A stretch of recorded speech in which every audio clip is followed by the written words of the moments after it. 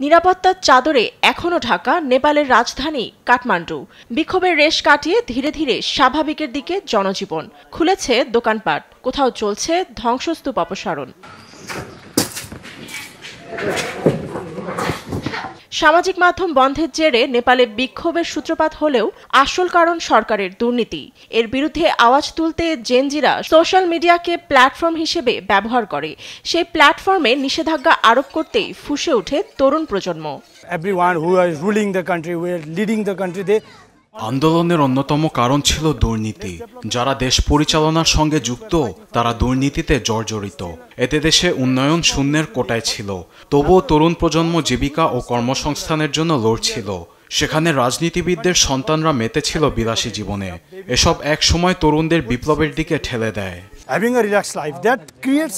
প্রদীপ মঙ্গল ১৯ বছর বয়সী জেনজি বিক্ষোভে সক্রিয় ভূমিকা রেখেছে। বর্ণনা করেন কিভাবে নিষেধাজ্ঞা সত্ত্বেও সামাজিক মাধ্যম কাজে লাগিয়ে আন্দোলনকে সফল করেছেন।